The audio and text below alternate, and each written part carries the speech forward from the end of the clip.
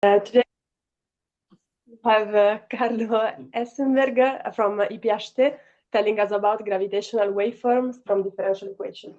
Thanks a lot. Let me first start by thanking the organizer for this very nice series of seminars. And so, yeah, the idea for this presentation is to illustrate a bit some tools, some techniques, some calculations that have showed up recently in calculations that have allowed us to push a bit further the state-of-the-art of gravitational waveform calculations. The idea, as the spirit of seminars, as far as I understand it, is not really to present anything extremely fancy, just to whet the appetite of people that may be interested in this kind of calculation, both from the math and the physics side. So maybe let me start taking an example. How many of you think of themselves as mathematicians today? Okay, so I guess the rest identify as physicists. Yeah, so the idea is, I thought maybe it's a bit ambitious.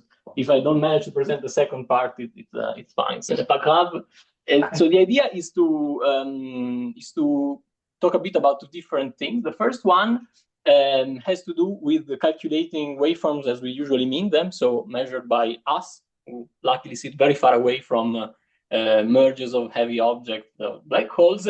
And in particular, in this recent paper with Alessandro, Vasco, and Julio, we focus on the so-called nonlinear memory effect. And this we'll talk in the first part of the presentation. I will also recall what we mean by memory. And a bit of a different topic is instead the idea of calculating waveform, quote unquote, that we measure close to the black holes. So more precisely, horizon absorption effect.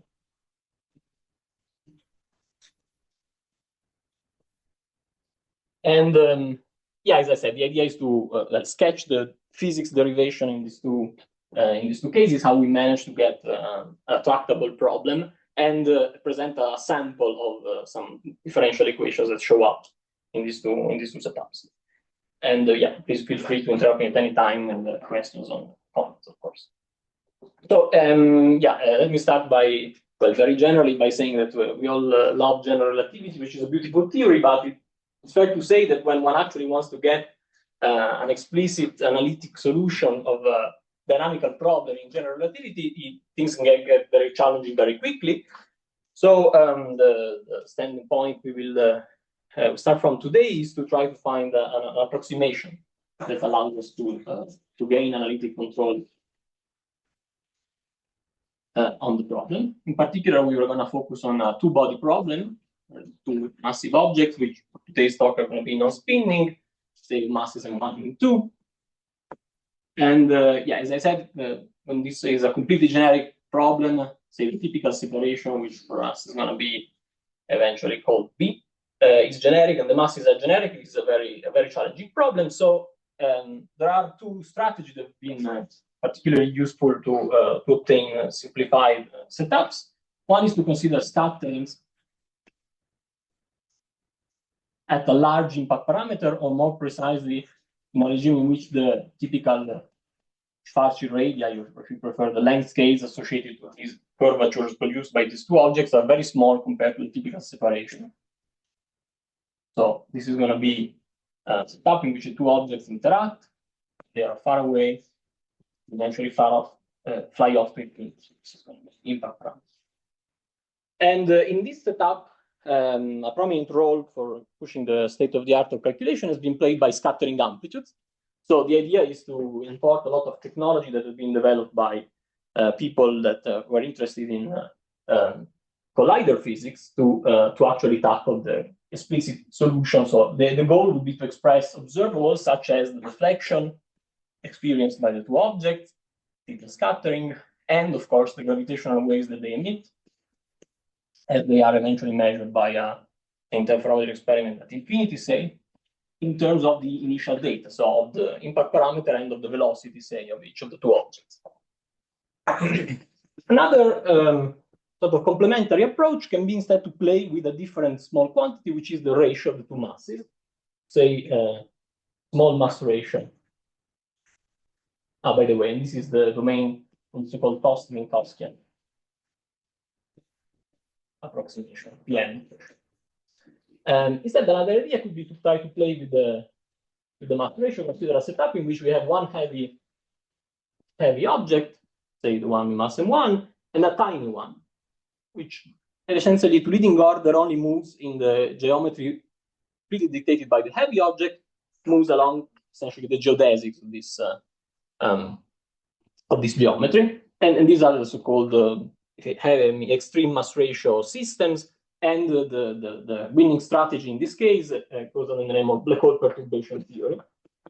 So as I mentioned, you treat the light object as a tiny perturbation of the geometry produced by the very heavy. So these are the two kind of tools that will enter these two calculations. Well, the first one and the second, if I manage to get there, we'll see. Okay, so with this bit of terminology and background out of the way, let me start by introducing some notation. Let's focus for the time being on this first scenario. So as I was mentioning, one of the goals would be to really calculate the gravitational wave, something like that, essentially for a scattering, which more precisely is a metric fluctuation. So let me. H mu nu is going to be the difference between the real metric of the space-time and the background Minkowski, or say flat metric. And our goal will be to calculate H mu nu. Of course, calculating H mu nu everywhere, even close to this system, is very challenging. So the idea is to zoom out and only look at this quantity very far away, in a limit in which r, the distance between the sources and this detector, is very large for fixed retarded time and angles. Theta phi. So for mathematician, you should define retarded time. Or yeah, for essentially this simply means that, of course, gravitational waves travel at the speed of light. So when you are going very far away, you should simultaneously look at the time that is c times tc, the velocity of light, times the time minus the distance should be kept constant. So this is the relative. T would be the time far away, but even a space like distance, this instead is the right quantity to look at perturbations that travel at the speed of light. And to leading order in this limit, the leading behavior of this metric, okay, one pulls out also a conventional factor of g, goes like 1 over r, and multiplies what we usually call the waveform. And this is a function of this retarded time we were just talking about, and of the angle, which we usually pack into a 4-vector n, and then is the usual sine theta plus phi, sine theta sine phi, theta. And it can be convenient to look at it either as a function of the retarded time, so really the time of the detector, so in which we will have a plot something like this at a fixed theta and phi, or in Fourier domain.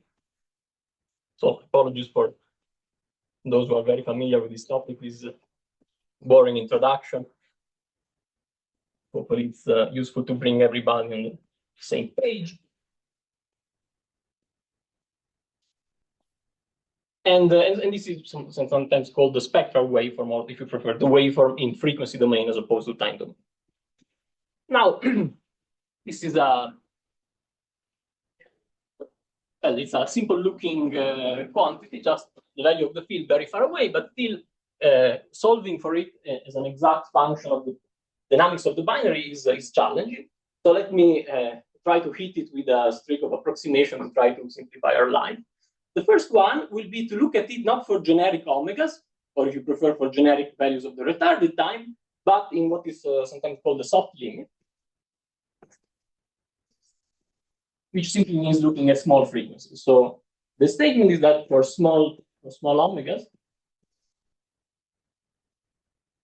or more precisely in physical terms, you may think of omegas much smaller than the impact inverse of the impact parameter of the collision. This quantity goes like 1 over omega. There is a pole and a function in front of it, let me call it f dot, which does not depend on omega any longer. It only depends on the angles and, of course, on the physical parameters of the collision, which in our case is a scattering. So it will depend in particular on, let me draw it again, on the momentum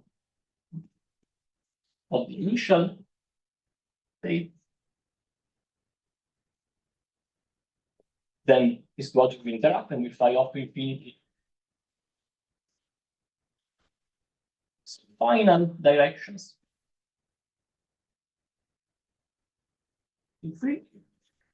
So, and of course, it will, this object, as I said, will produce a generic, generically complicated spectrum of gravitational waves, but we just focus on its low frequency tail, or more precisely, this is called the memory effect.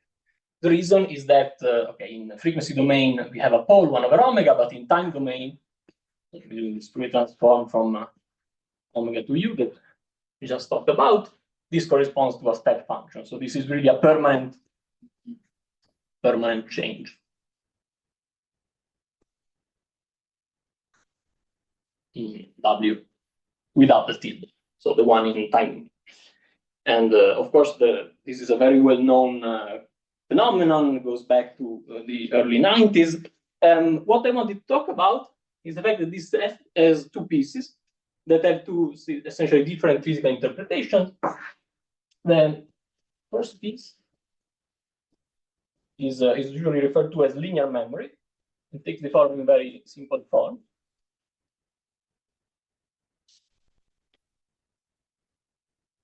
Where these PA are really the initial and final momenta of the massive state. The reason why it's called linear memory is because it is essentially the field produced as if you were also in electrodynamics, right? And it differs in the initial and the final state because these things are deflected. And then there is so let me call this F. And then there is another piece which is a bit more complicated, and is the one that we'll be interested in later.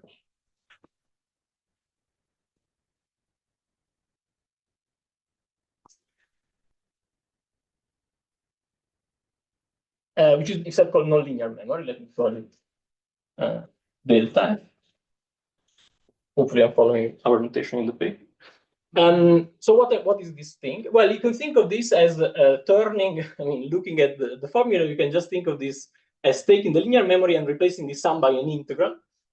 This integral is weighted by the phase space distribution of the spectral density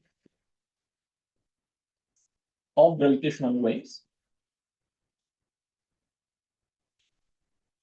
which is, well, complicated object. It's related to the absolute value squared of this waveform for generic frequencies. And this is just the Lorentz invariant phase space of the gravity. So massless momentum.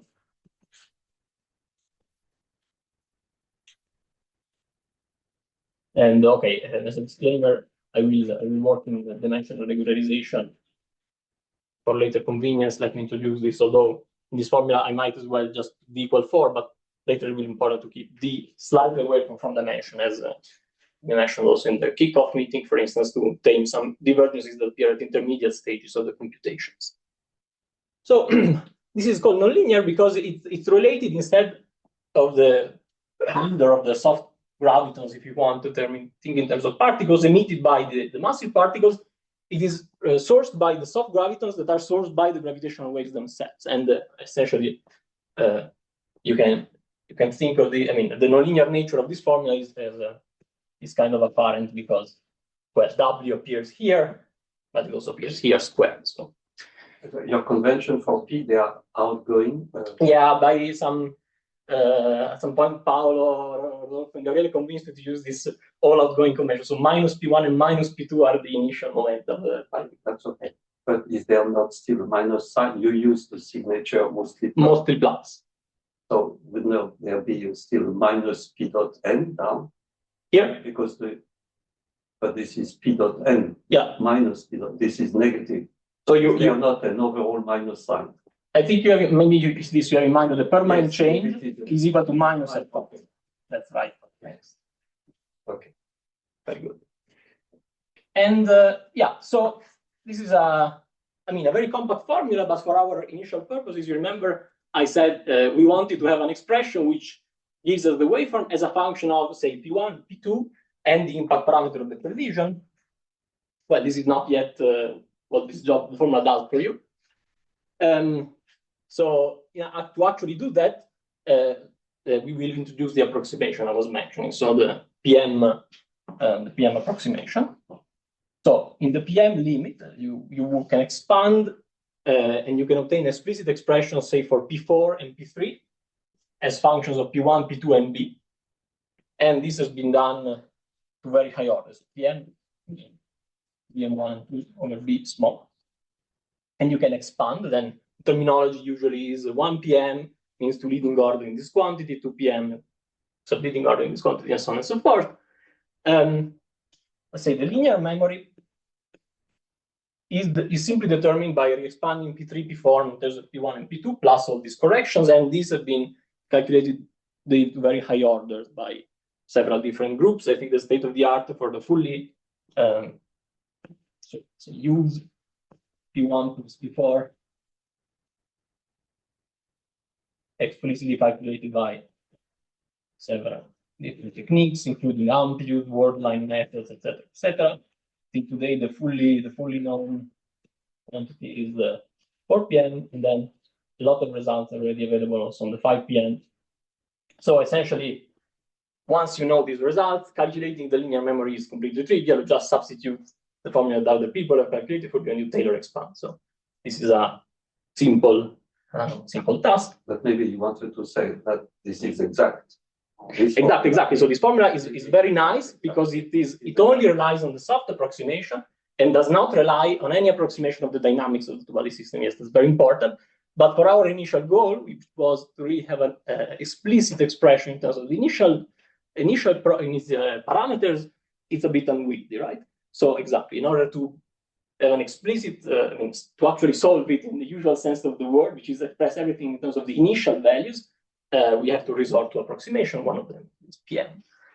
So once these great people have done that, you just substitute and you Taylor expand. So easy enough. Let me not do it today. Let me focus on the nonlinear bit. So for the nonlinear bit, the challenging part of this formula is clearly this row, right? I didn't want to go into too much detail, but the idea is that to leading order in this ratio to LO, you can construct this row just by a very simple amplitude ingredient, which is this 5-point amplitude. So maybe let me. So you can construct a row just by this object. So apologies again for people that are very familiar with amplitudes. For the rest of you, this drawing that usually love is a function of the initial moment of this problem, and then instead of working in impact parameters, so instead of that B, it depends on something that we call Q1, and will be evident in a second how this translates to our problem at hand. And is a function of this K. K is the guy entering here, so is the momentum of the integrated gravitons that can be soft and also not soft, and eventually source the soft gravitons entering the final waveform. And to put minus P1 to be consistent.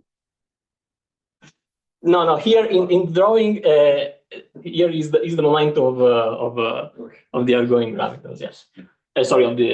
In the drawing, everything is regarding the outgoing. Yeah. So okay, this is just convention. Sorry. This is okay. I will not write it down for you, but it's a very simple rational function.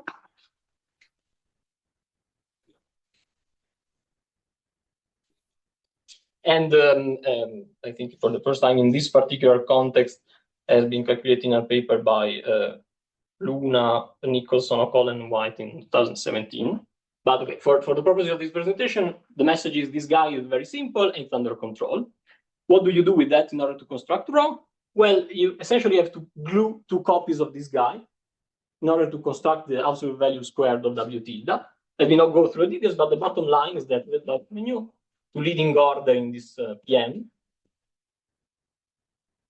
is simply given by this following. There is a Fourier transform.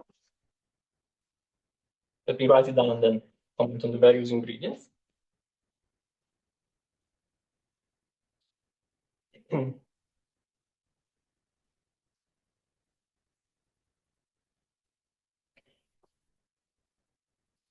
P1, this is Q1 minus P. And finally, this is P1. And similar is like so. What do I mean by this formula? This is a bit of amplitude jargon. Let me unpack it for those of you who are not familiar. This is a simply a Fourier transform that turns Q into B. So indeed, our final goal is to express everything in terms of P1, P2, and B. The integral over K is the same integral over here.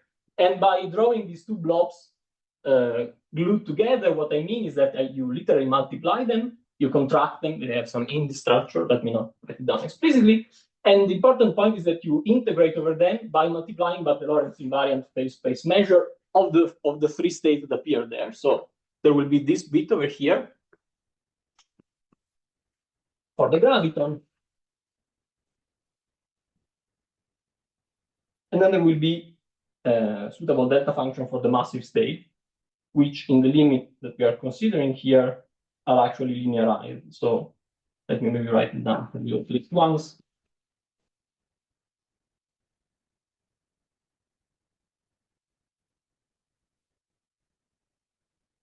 There we go. So this hopefully makes this formula not entirely clear, at least a bit more transparent. Yeah. Sorry, could you repeat that? You said that the diagram corresponds to rational function, but yeah, it's just the sum of the Feynman diagrams that you can build for a leading order, three level leading order. Yeah. Sorry, yeah. Yeah. By the way, sorry, I forgot to mention something important. What I mean by the amplitude is that in this regime, these two particles are so far away that to leading order we can just model them as point-like. So there will be minimally scalar, minimal coupled scalar, coupled to GR in the most naive possible way you can think. And this is, thank you, the three level. Yeah, sorry, in my mind when I draw this without the shaded things, there are three level. But of course, you couldn't know that by reading my mind. Thanks. Yeah. So in the time domain, when you do the memory integral, you can basically construct the memory only from the asymptotic waveform, right, for the votes. So here you're introducing all the Feynman diagrams and all that, but could you not just extract it? Like, could you first compute the waveform and then extract the memory? Yes, yes, indeed. Thanks. This is a point we want to talk about. So the idea, indeed, as you say, you can construct W tilde, and if you're powerful enough, you just calculate it for all frequencies. Then you take its absolute value squared and you perform the integral, and you are done. That's what you have in mind, right? Exactly. The problem is that it's very complicated. So already going from this 5-point amplitude to the W tilde involves one Fourier transform, which turns it into a sort of unwieldy combination of Bessel functions that also still involve some parametric integrals. So, and then taking the absolute value square of that, and then performing a phase-space integral that, no. So the strategy that I'm using here, in fact, I should credit Julio and collaborators, goes under the name of reverse unitarity. The idea is that instead of multiplying the two Fourier transforms and then performing the integral, you first recast them as a sort of convolution. So the product of Fourier transform is the Fourier transform of the convolution. That convolution is nice because now it's only an integral that depends, an integrand that depends on rational things. So you see there are some products of these two rational functions. The new factor that we introduce is still rational, and these delta functions can be also turned into rational things in a second. Let me explain how. I think this is a generic lesson from the amplitudes, which is don't do integrals one at a time. Try to do them all at once. Because this waveform was known from the 70s, from Kovacs projects, leading bottling cup waveform. Any quality that you can extract from it, people were able to compute. Yeah, because in post-Newtonian it's very exactly. Order by ordering velocity, this becomes very, very simple. In fact, it's the usual pipeline for doing cross checks. We take them, we do this reverse unitarity, and we get the answer to generic velocities. And then as a cross check, you can go back, use that formula for small velocities, and integrate order by order, which is a technically independent way of performing the calculation. If you get the same result, it means you're doing the right thing. Very good. So exactly. So the way in which you turn that integral into an integral that looks like a standard Feynman calculation is the usual way. You treat delta function as coupled propagators. This is familiar to all the practitioners, but maybe let me at least state it once. So when I draw this, they said I mean that these lines here involve this on-shell phase space. So this is what I call a cut integral. In practice, what I can do is that I can interpret this as a discontinuity. So if I calculate an integral in which these lines are not on shell, let me, I don't know, invent some notation in which they are dashed. So they are, instead of being delta functions, they are propagators.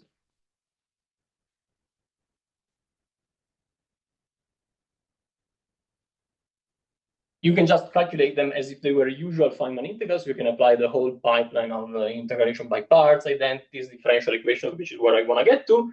You calculate them and then use the fact that essentially twice the imaginary part, if they only have this specific cut, or more precisely, discontinuity as the relevant invariants associated with this cut are continued in a complex plane in the appropriate way, gives you the original integral which had the delta function. So this is a very convenient trick of turning phase space integrals into ordinary Feynman integrals and then taking an imaginary part.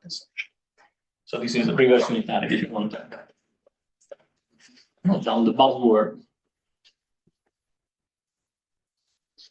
And yeah, essentially in this business was introduced by Julio here and collaborators, I think Rico Herman, Mao, and Mao Zeng, and Michel Roux in 2021. Okay, so this is a bit the idea. Now, this is hopefully a sketch of how we treat the problem from a physics side and get to a specific calculation that we know how to construct. Now, what I wanted to do is to present a sample of these differential equations that show up in order to calculate the integrals appearing in this. So let me try to do that.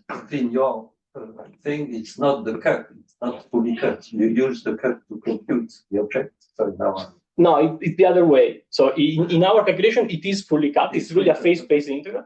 We reverse is precisely that. We calculate the thing without the cut, yes, and then you take the imaginary part at the end to get the cuts. Yeah. So you did not have the lines. Yeah, when I draw them as exposed, it means that they are already on shell. Sorry, it is a bit of again terminology or notation. Okay. Okay. All exposed lines are on track. That's right. Very good. So let me introduce the momenta of particles in initial state. There are some velocities, U1 and U2.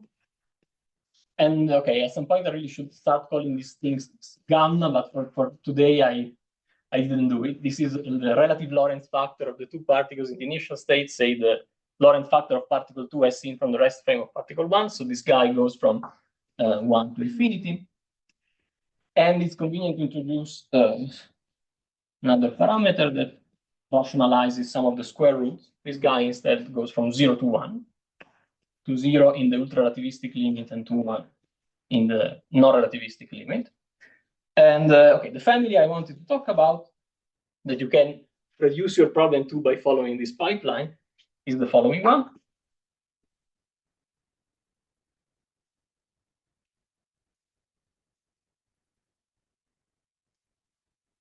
And then let me append some lines to mean the lines that eventually are cut, so the ones that enter in this three-particle cut we were talking about. So this is an integral.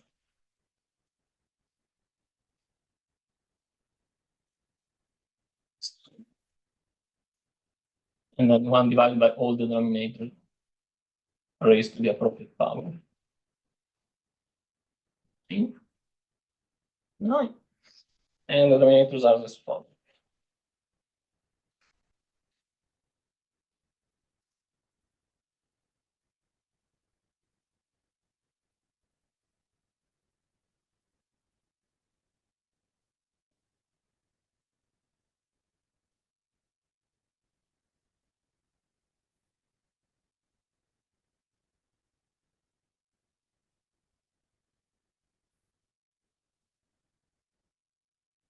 One, two,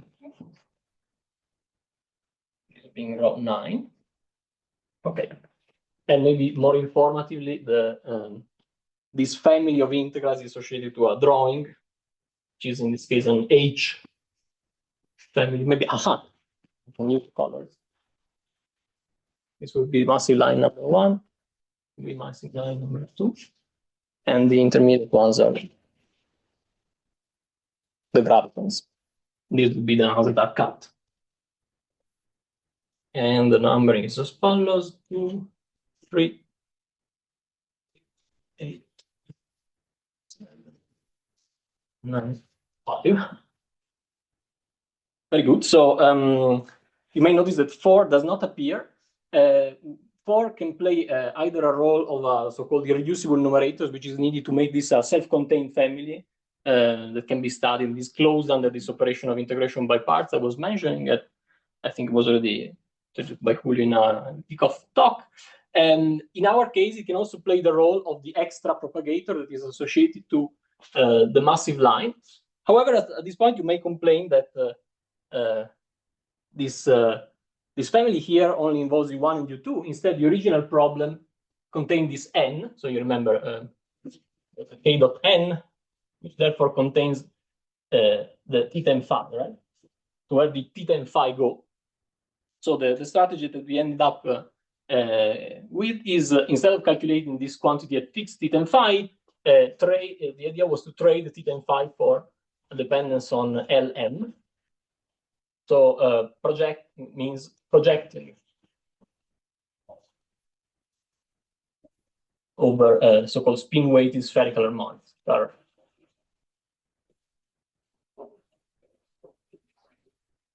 If you're not familiar, you can think of them as glorified version of the standard spherical harmonics that you know and love from quantum mechanics. So let me give you the precise formula. The delta F Lm, which are the projection of the original guy. The spherical harmonics.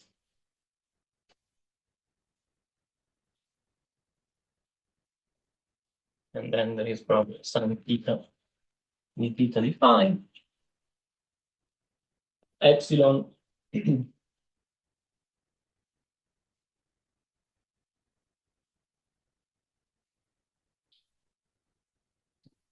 defined.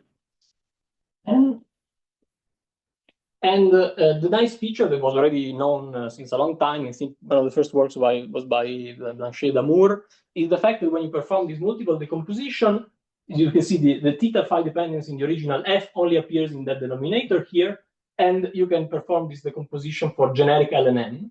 It has a nice closed formula. But okay, in our language, specifically translates to the following: delta Ln minus 5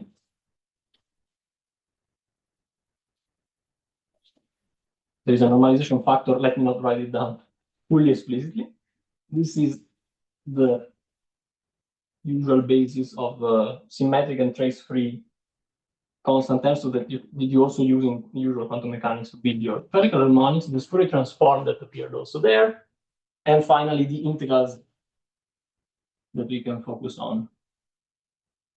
ML. These both face eyes are the ones for which this family of integral is relevant. Okay, so the idea is that the problem is a function of theta phi, and the sigma here is complicated. Project on spherical harmonics, and then at fixed order in LNM, this family is all you need. Okay. As you put all factors in the dd L1 over I pi d over 2, is there also a 2 pi to the d or not? Or it's replaced by I pi d over 2? Yeah. Of course, the standard integral has a 2 pi to the d. But then it's not put in addition to the I pi. The I pi replaces, just to know that. Yeah. This is what I mean by this expression, right? Then, of course, there will be a translation between this I and this family, which involves the additional pi to the d half that they're not putting there. It's just for convenience. Yeah, this is the right one to cancel the Gaussian integral that you have to do as a first step to evaluate all of these integrals. Okay, so in order to make justice to the title I gave in this talk, at least I need to write down one differential equation, which is not going to be the system of differential equation for the full family, for two reasons. One, because I don't have time. And the second one is that a lot of them were already discussed earlier than the paper I put in the first Blackboard. because they were also needed for the calculation that Julio and collaborators have done in 2021. Let me only discuss the new ones that are only needed for this specific linear memory calculation, which are conveniently a 2x2 family, which I can write on the blackboard. So specifically, so the idea is that this, when you plug this family into your favorite program, it could be light red or it could be fire. There are routines that are able to handle this kind of families. It will spit out a basis, which is a set of so-called master integrals. Typically, they are not very nice in the sense that the differential equations satisfied by these master integrals are complicated. But there is a nice basis in which they obey a nicer set of differential equations. For the problem attempt, this is very simple. This is the right basis. 0, 2, 1, 0, 0, 1, 1, 0, 1. And epsilon, q, square root of sigma squared minus 1. 0, 1, 1, 1, 1, 0, 1, 1, 0. Essentially, this is associated to a subsector of that drawing, which is roughly something like that,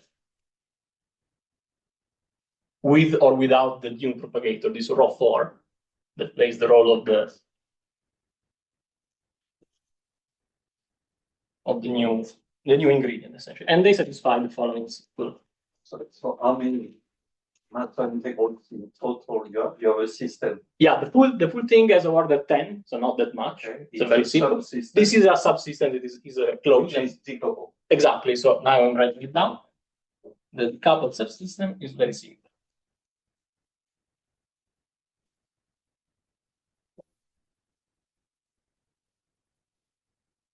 X. Sorry, Carlo, but are you fixing also LNM? Or? Yes, yes. So the idea is that for any LNM, this, okay, I'm not writing this I just to save a bit of time, yeah. But these are integrals that have these denominators and then numerators, which are just L1 mu, L2 mu, L2. So they just have some numerators, but the numerator depends on the order N, L to which you are calculating. Okay. So indeed, this pipeline I'm showing is enough. For any fixed L, you can plug it in the computer and it will give you the delta F LM, but you have to repeat it for each L. So so we don't give a generic closed form for generic. You can construct whatever you want, but once you know. That's right.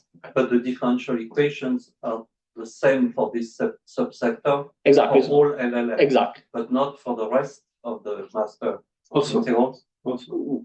What do you mean the rest? 10 master. Yeah. The other ones simply don't involve this new propagator, so they are even easier. They were already known, but they are, once you combine those with this one I'm writing, then you have the basis that is enough for any L. For this subsector column. Now I'm confused. The other 10, is it the differential system is independent of LM? Yes. Okay. Exactly. So this is the differential equation. As the experts know, the presence of this simple pose means that it can be easily solved order by order. Reduction to the master integral.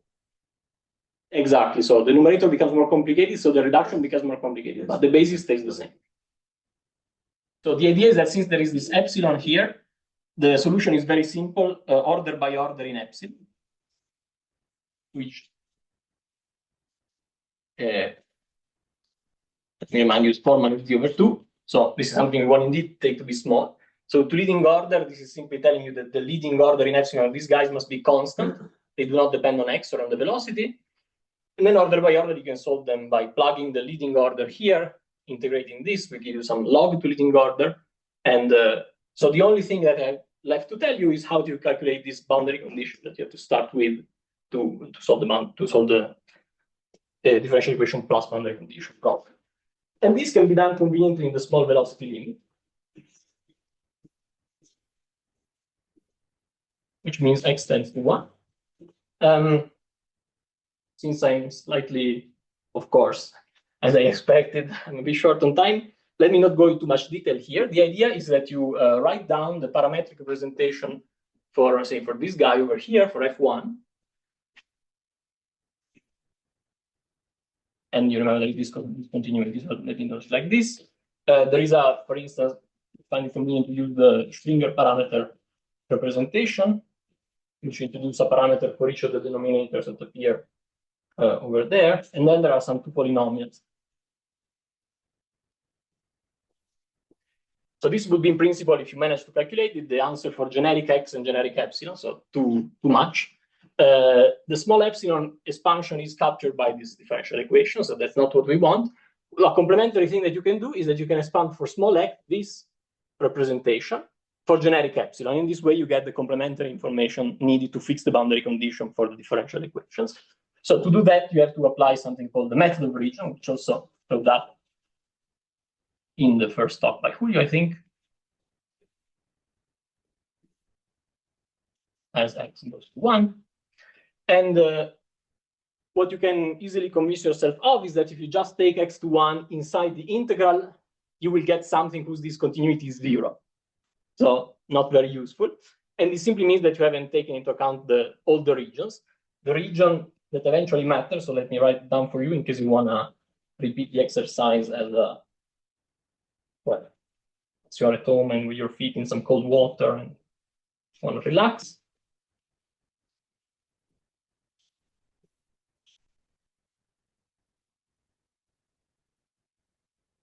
With x1 plus 1 plus theta. And I'm taking x to 0 in the following way. Sigma squared minus 1, or if you prefer 1 minus x, is of order lambda squared. So the idea is that you have to expand the integrand in all the possible scalings with respect to this lambda, which is the parameter characterizing how your external variable is tending to 0, well, to 1 in this case. And this is the right one. The claim is that there are no other regions that give non-trivial integrals, so non-scale-less integrals, and that contribute to this discontinuity. So then once you expand in this region, the integral becomes trivial. So in the right region, a region contributing on this three-particle cup, this is the result.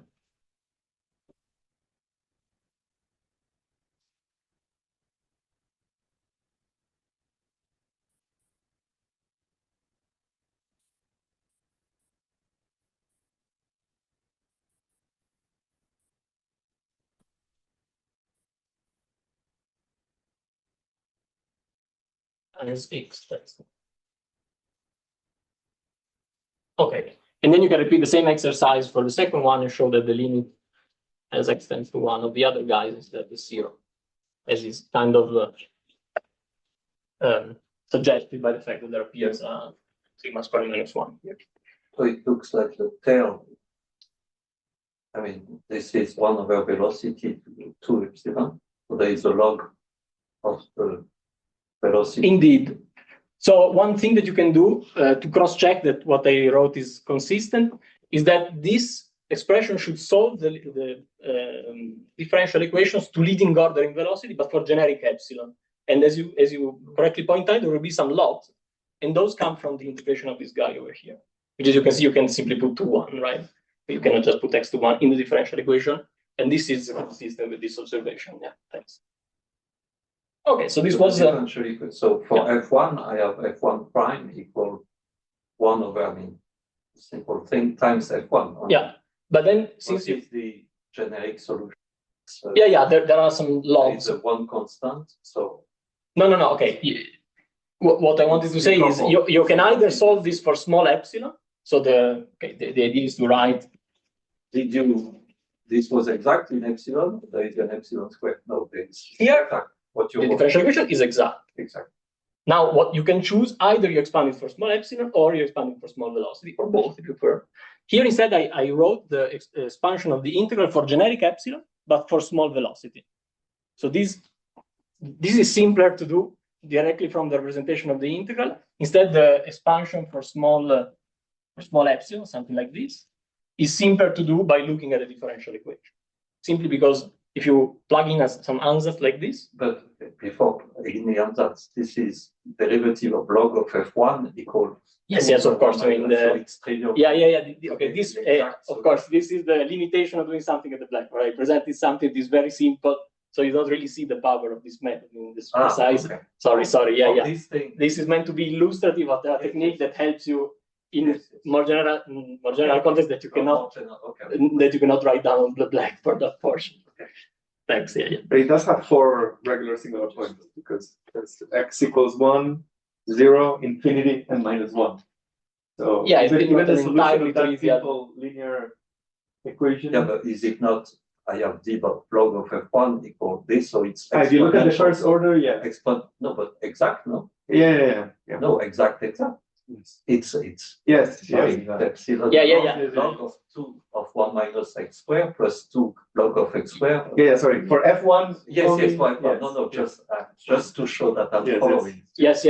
Thanks. No. This is all very useful to put everything in context at first. As I said, the idea is meant to whet your appetite and show some simple manifestation of this more general thing. Exactly. So once you've done that, actually you've solved the problem, and you can write down the final the final result. Let me at least give you the structure. And so the structure is going to be the following: delta FLM equals to d cube from, there is some fixed order in this m, which is the power counting parameter for the dmx function. Then there are some polynomials that depend on the order Lm at which you are.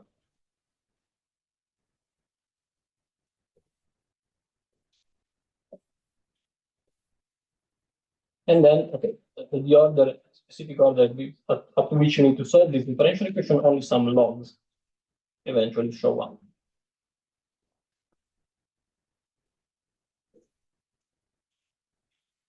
A log of sigma plus 1, value by 2, and an arc cosh, which are the same space of function that also appeared in the previous calculation, say, of radiated energy and angular momentum. So these f's are some polynomials that you can find in the ancillary file of the paper. Okay, so this was the first application. Maybe in the last 5 minutes or. Oh yeah, even more. Okay, wow. Okay, there are further questions on this, of course. Please feel to chime in. Yeah. Just a quick question. So here you just look at x go to 1, but do you have to do the same for the other singularity, or? No, it's enough. It's enough to fix the boundary condition at any specific point that you like. This is a first order differential equation. For instance, x goes to. Another thing could be to try to do for x goes to 0, for instance, which would instead be the high energy limit. That is more complicated. There are some more logarithms. So it's a bit trickier. And then there are many other techniques that you can use that are relating the properties of the differential equation and of the integrals at the singularities. I'm not really an expert on this, but you can ask Julio. I can tell you any kind of amazing tricks to actually fix the boundary conditions without calculating the boundary conditions. We have to calculate at least one integral. So that one is probably needed. Yeah. Some exchange state. Sorry? Can you think about this LLM, some exchange state in the diagram, or it's just I don't know, just projection? No, my interpretation is that it's more a projection. Your choice of variables for the external state, right? The original formulation. State, okay. Yeah, because k is k is integrated, but n is the one really appearing in w tilde. I mean, the memory is the characterizing the direction from which the observer is looking at the binary. So you are trading that for this dependence on LNM, just a choice of variables for the final. Okay. Yeah. But still, finally, this multipolar nonlinear thing in the usual time domain, it is HLN squared. Therefore, I am projecting the graviton state on the multipolar thing. So I'm physically projecting the graviton wave function on multipolar. So it is an intermediate. It's like putting decomposition in the cuts, no? No. The decomposition here is in the final. In the usual integral, it would be. It's a basis of intermediate state. You could do it, but that's not what we are doing. So in this cut, it should be. So what? Okay, a pictorial way of drawing this is that something like this. So the wiggly line is the one on which we are integrating, that I was calling k, I think, in some of the intermediate formulae. And instead, the final one that is measured at infinity depends on this n of θ and phi. K, we are still integrating over it as a standard momentum d4k t minus 4 minus 2 epsilon, and this one is the one with respect to which we are performing the multiple decomposition. In fact, you could write for the full waveform, you could write the 6-point amplitude, right? Yeah. In fact, in the way in which arises, okay, to be precise, the amplitude representation is something like this. I don't know if that's what you had in mind, or maybe the other side. So this line that eventually escapes to infinity is the one we decompose. The other one we don't decompose. Of course, in principle, to say, if you wanna turn this integral over the delta function, the free space integral, into a sum over Lm, you can do it. Just we didn't think it was very helpful. Okay, so yeah, the idea is that this formula provides a generic velocity prediction for any multiple that you're strong enough to compute as reminding us, and in principle it can be computed also in other approaches, for instance, in the post-Newtonian multipolar post-Minkowskian formalism, and we have cross-checked that the results in the literature are consistent with this result. And we did also the other cross-check we were mentioning, right, of plugging in with David was proposing, go back, plug in the small velocity expansion of W tilde, perform the integrals, and then exactly match this to the 10th, first 10 order or something. So it seems to be right. Okay, maybe in the last 5 or 10 minutes, let me switch gears a little bit and go back to this other idea of having a very heavy black hole and a very tiny one. So the idea is to use a different set of tools for this problem, which has more to do with black hole perturbation theory. So the idea is to now treat the full metric as the Schwarzschild one plus a perturbation. So now this h mu is going to be the perturbation on top of Schwarzschild instead of top of the flat background. Maybe since I'm really almost out of time, let me just mention the key ingredients of this pipeline. Here, one of the possibilities is to either really look at the wave equations satisfied by this h mu on the background of Schwarzschild, or another framework which is, for instance, a bit easier to generalize to electromagnetism and scalar perturbations in a sort of systematic way is the one devised by Théorique. Of course, the great feat of the Théorique approach was to actually do it for Kerr, but for today, let me stick to Schwarzschild for simplicity. So the idea there. You can mention J. Wheeler. Yeah, exactly. Sorry, the metric approach. I think the odd part was due to J. Wheeler, and there is really the even part of the perturbation, something like that. And so today I will speak about Théorique equation, but it's really a misnomer for several different reasons. One is the one that Thibault mentioned. The other one is that we are not going to care. But okay, let me speak about the Théorique equation. So Théorique devised an equation for two quantities, which are, in particular in this context, the parallel scalars that you can build by contacting the linearized Weyl tensor with some tetrad sigma. This should be 0. Yeah. And this is the same thing, but now with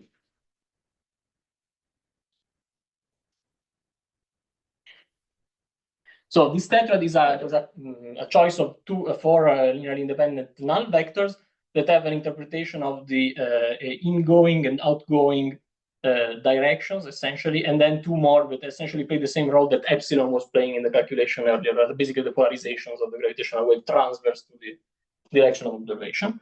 So the key point is that for a linearized perturbation on top of Schwarzschild, the equation can be separated by looking at the mode decomposition. Again, analogous of the decomposition we looked at infinity in terms of in-weighted spherical harmonics. But now this R also depends on, this capital R depends on little r, which is the radial variable in the way. And in fact, thanks to the properties of the spin-weighted spherical harmonics and the Fourier transform, this R, so little psi is going to be psi 0 or r to the 4 psi r, depending on this label S is equal to +2 or -2. And yeah, the equation satisfied by the perturbation can be written down in a sort of unified way. for generic S and L and M.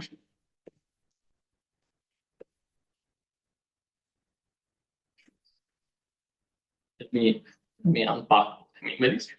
This is the configuration of some notation. This O, maybe let me write it down. One by the S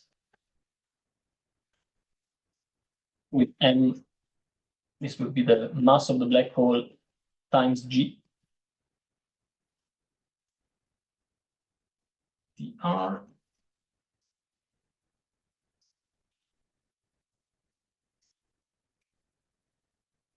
And then there is, maybe if I go in the second line, I should look at it.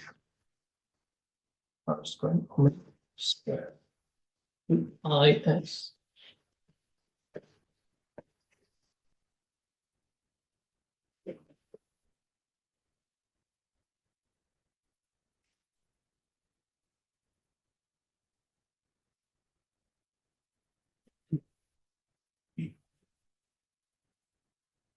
Oh, this is the key point is that this is an ordinary differential operator, so there are only derivatives with respect to R. So what happens is that you can decompose the dynamics in terms of this angular modes that are identically, they're identified with this spin-weighted spherical harmonics, and all the dynamics is contained in this radial equation. Which is a confluent. Exactly, thank you. This is the next line of my slide. Maybe let me go back to the properties of this when I take away the T. So T is, I will not write it down, but this you can simply build by taking appropriate combination of differential operators and the same mode decomposition as this one. You can construct it from the T mu nu of a geodesic moving in Schwarzschild background.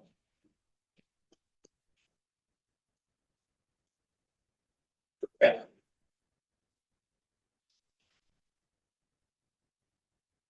With mu, the mass of the probe. So here the masses are m black hole, which would be the role of m1 in the previous notation, and mu, which would be the small mass m2.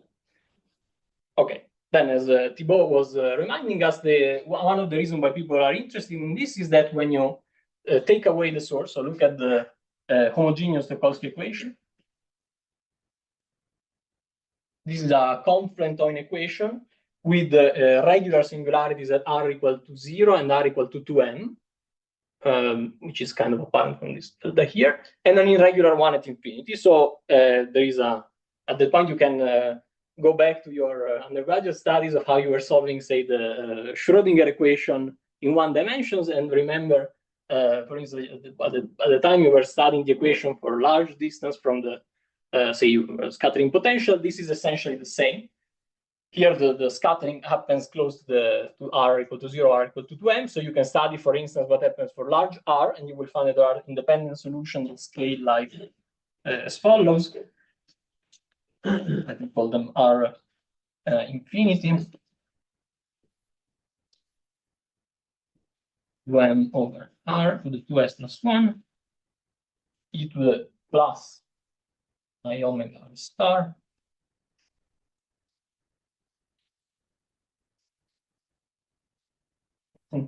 M over R without any dependence on S, e to the minus I omega R star, where R star is the so-called tortoise coordinate.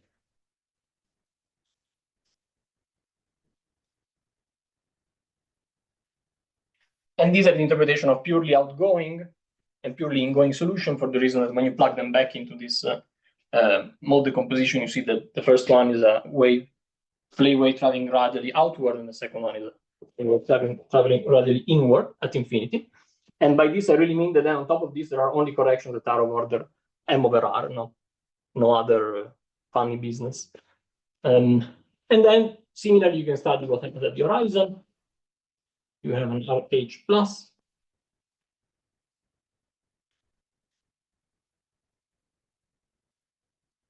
And an RH minus.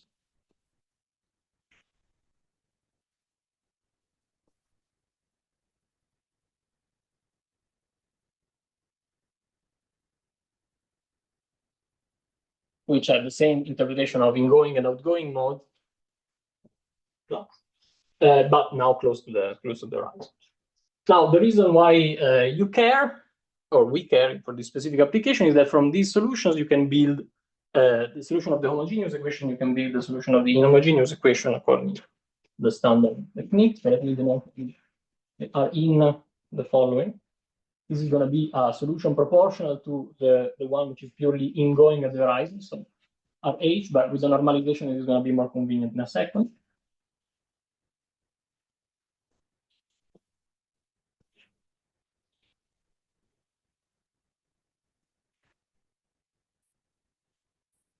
And are up, similarly proportional to the one that is purely outgoing at infinity.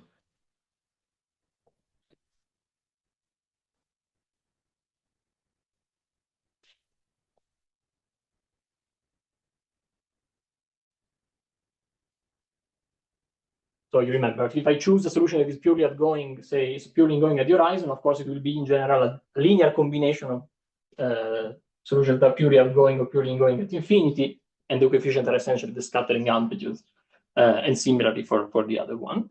The reason why I introduced them is that from them you can construct, well, you can start to think the Wronskian, or more precisely the Wronskian rescaled by delta to the s plus 1.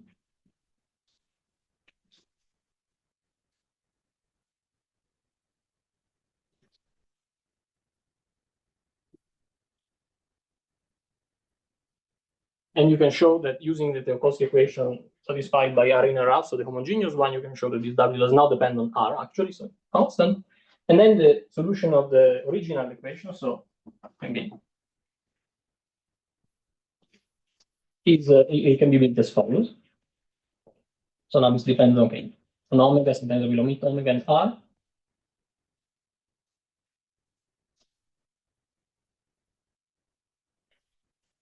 The integral from 2m to R.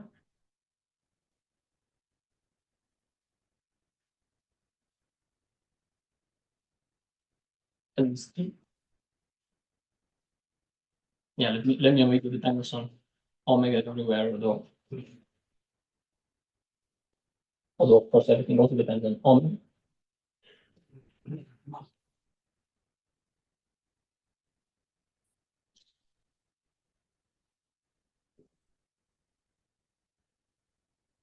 Okay, so you can check. This is really first calculus course exercise using the fact that R in R up satisfy the homogeneous equation. This combination here satisfies the inhomogeneous one with source G. And now, as I said, we can use this. You did not say yet the M2 is moving on a circular orbit, or I will. In fact, this is the precise the point I want to make now. So if you are interested in this solution here, close to the horizon, so which is actually what I want to conclude with in the last 3 minutes, 2 minutes, okay. What you can see is that whether you consider a scattering or a circular orbit for this light object here, as long as this object does not fall into the horizon, so there exists an R min such that the orbit stays always away from the horizon, or more precisely R prime is always bigger than R min, you can see that as R tends to 2m, you can neglect the first line, right? Because as long as this R becomes smaller than the radius of closest approach, the first integral is actually 0, and the second one dictates what we may call waveform at the horizon, right? The value of this R ln close to the horizon is delta to the minus s. From this you can deduce from the asymptotic just to this R in the second line, divided by 2m, I think. And then something like star. This is the which is nothing but this integral evaluated from 2m to infinity. So let me know schematically like this.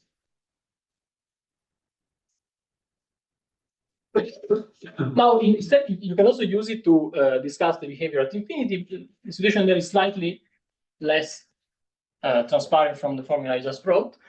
And it depends whether you consider a scattering or a bound system, at least in principle. So if there exists an R max such that the orbit stays bounded by this R max, then the opposite phenomenon happens. When R becomes bigger than this R max, you can see we neglect the second line. I can use the first line to deduce that. And this is really going to conclude.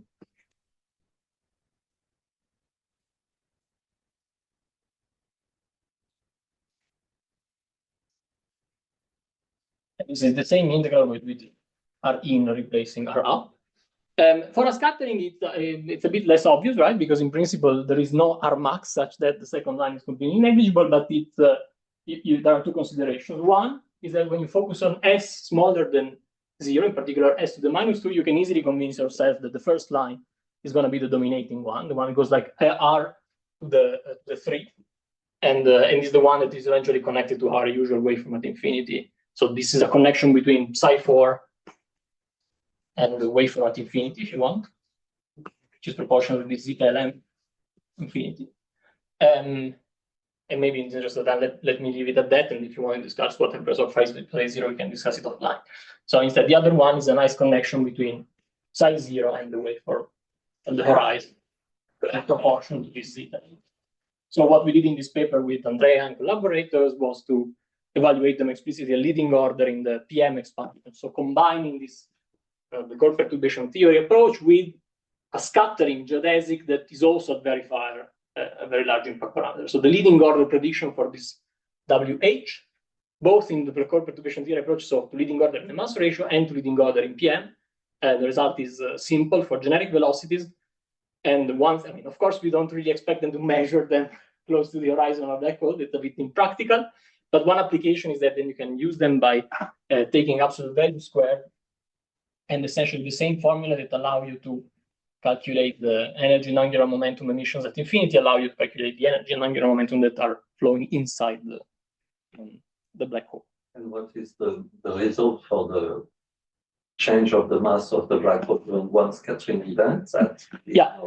So that was calculated by, already not by us, and it's just a cross-check for us. It goes like g to the 7, and there is in front some polynomial, now I don't remember, something like something to the 4, something like this. Unfortunately, I didn't write it down in my notes because I wanted to stop at the wafer. Our new prediction is for the angular momentum loss, which also scales like g to the 7, but there's a simpler polynomial in front. So the end result is very simple. In fact, a funny thing is that it truncates in the PN expansion. If you expand for this sigma equal to 1 plus sigma squared equal 1 plus infinity squared, it only has a finite number of terms. And the reason for that, I mean, I wanted to mention more, but okay, we're out of time, is that there is a bit of a different behavior in these R up and R in. What happens in the case of R in, which is the one that you need for the waveform at infinity, is that if you want to do the calculation for generic velocities, but even at a leading order in G, you will need to keep all the multiples, L, M, L equal 2, 3, 4, etc. And then they will all contribute to the radiated energy that Julio and company have calculated in 2021. Instead here, for the calculation WH, for which you need R up, the situation is a bit reversed.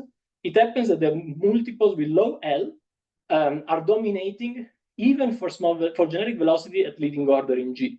So in a sense, this is a manifestation of the fact that already at the level of the waveform, the low multiples and therefore an easy angular dependence in a sense dominates. And these W's, I'm not explicit, but essentially are functions that only depend on the Bessel K0 evaluated at the usual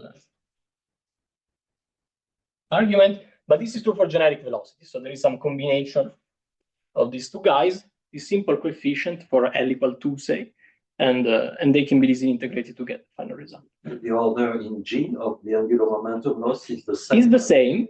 This is also different. There is no issue about zero frequency graviton. Exactly. And the reason for that is that while the waveform at infinity has a 1 over omega pole associated with the memory, this waveform at the horizon does not have a 1 over omega pole. Okay, so maybe just to conclude half a word. So we presented a bit of different techniques that can be applied, say, at infinity and at the horizon.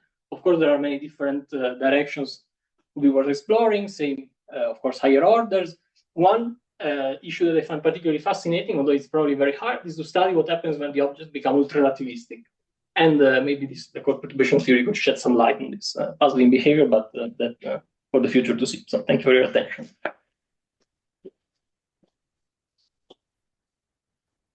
Thank you very much, Carlo. If there is really a quick question, because we are running out of time and we should start with the next talk. So you already got many questions in the talk, so let's thank Carlo again and We still have a 15-minute break, no? Or not? maybe 5. Okay, just. The time to change. Sorry. Maybe you said it because I have to take a call.